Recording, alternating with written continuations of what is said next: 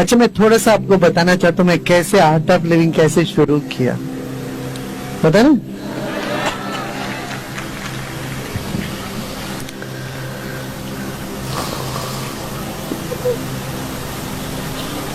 तीस साल पहले, 30 नहीं 32 साल पहले मैं एक बार पुरी में था, भुवनेश्वर में था। उस वक्त बहुत बड़ी संस्था का सब देखभाल भी कर रहे थे हम। तो वहां जो संत, इस वक्त संत समाज थे, तो महर्षि जी महेश योगी जी थे, वो लोग सब चाहते थे कि हम पुरी के शंकराचार्य पीठ में बैठ जाएं, ताकि मैं वेद भी जानता था अपना, पर मेरा मन नहीं कर रहा था। मैं अभी उस वक्त क्या 21 साल 18-19 साल का लड़का था, बिल्कुल मन नहीं कर रहा था कि वहां जाके। सर ये लोगों ने इतना मेरे को कहा, जाके देखा तो वहां इतना कोर्ट केस है, झगड़ा झंझट। तो वहां एक काली माँ के मंदिर में हम गए थे और बंगाली पुजारी थे, काली माँ के मंदिर। मैं वहां ध्यान में बैठ गया।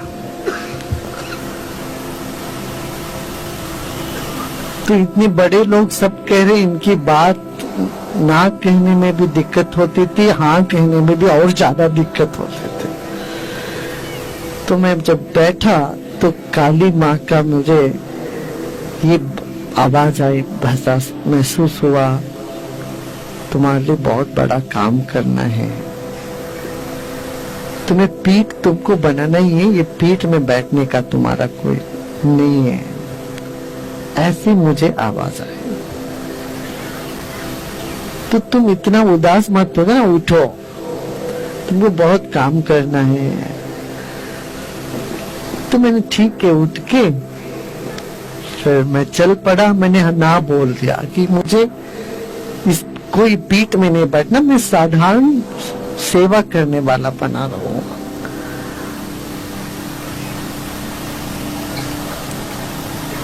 तो फिर वहां से मैं कुछ दिन मौन में भी रहे। हम सिर्फ शाम को बात करते थे, दिन भर मौन में रहते थे। पुरी में थे, पुरी में उन दिनों 21 साल तक हमने दुनिया में जितना धन देखना है, जितना सब देख लिया था। फिर विदेश में गए थे और हम ये भी चाहते थे लोग हमें उत्तराधिकारी बनाए एक बहुत बड़ी संस्था का।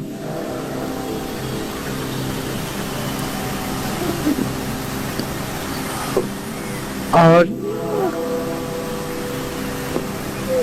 मुझे लगा मैं तो एक सोने की पिंजड़े में बंद हो जाऊंगा, ये मुझे मंजूर नहीं थी। तो हम गांव-गांव में काम करने निकल पड़े। कहा पूरे देश दुनिया सब घूम के देख लिया था। फिर आके कर्नाटक में छोटे छोटे गांव में जाते, घरों में बैठते, ज्ञान की बात करते, सत्संग करते। लोग समझते पागल हो गए, अरे इनको तो अरबों खरबों की संपत्ति दे रहे, हेलीकॉप्टर है, प्लेन है, ऐसी बड़ी संस्था में रह रहे, अब ये सब छोड़ के ये गांव में क्यों जा रहे हैं? ये तो ये लड़का कुछ संकी हो गया दिमाग में। काफी लोग हमको समझाने लगे। बड़े बड़े देश के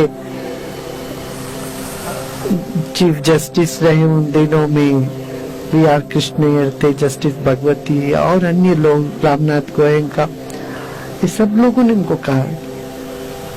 मेरा मन तो कह रहा था नहीं, कुछ है आने वाला, कुछ और बात है, तृप्ति इससे नहीं है, कुछ गहराई में कोई चीज। फिर हम 10 दिन का मौन लिए, फिर सुदर्शन क्रिया प्रसाद मिला, फिर उससे बहुत लोगों को इससे लाभ हो रहा है। फिर एक दिन ऐसा था कि मैं हुबली या किसी जगह खड़ा था, 2 ट्रेन थी, एक तो बेंगलोर जा रही थी, एक शोलापुर।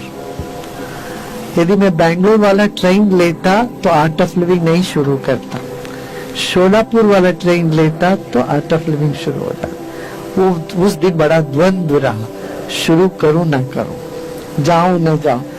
हमारे मन में तो कोई और कर लेगा, ये अच्छा काम है, कोई और आगे आएगा कर लेगा, मैं क्यों झंझट सब सिर पे लूं, मैं आराम से, अभी बहुत आराम से हूँ, सब कुछ है, मुझे कुछ नहीं चाहिए, मैं क्यों कोई संस्था शुरू करूं, कोई प्रचार शुरू करूं। ये भाव बहुत जबरदस्त थे।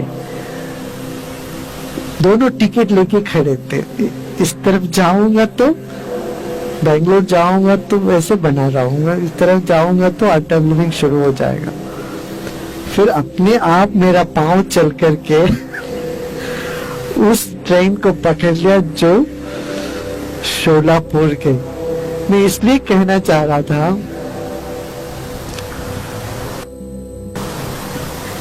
हमें 21वां साल में मैंने दुनिया में सब देखकर, इतना संपत्ति, सुख सुविधा, कोई चीज की कमी नहीं थी, मगर एक दिल में वो बात रही कि जब तक मैं उपयोगी नहीं बनूं, मेरा जीवन किस काम का है। जब तक मैं सबका नहीं बनूं, तो गांव गांव में फिर हम गए और स्कूल शुरू करी। कुछ पैसे नहीं थे, कभी किसी से नहीं मांगा था, मगर जब जो चाहे वो अपने आप आ जाता था। आज तक हम किसी से कुछ नहीं मांगे, अपने आप सब कुछ होता था, होता आ गया। तो लक्ष्मी जी से सीधा कॉन्ट्रैक्ट हो गया और सब काम अच्छा होने लगा। ये इस बात का प्रूफ है, आध्यात्मिक ज्ञान भौतिक जीवन में भी सहयोगी है। आपको सुखी जीवन जीना हो, भौतिक जीवन के लिए भी आध्यात्मिक जीवन का आवश्यकता है बहुत। तो नारायण जहां होते वहीं लक्ष्मी आएगी।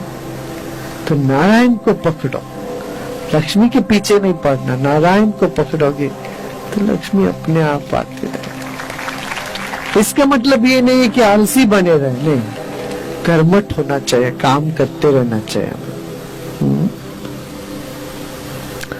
कहते उद्योगिनम पुरुष सिंहम उपैति लक्ष्मी।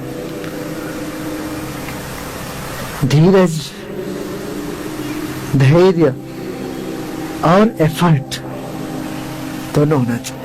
विश्वास से धैर्य जगता है, परिश्रम से काल सिद्ध होता है।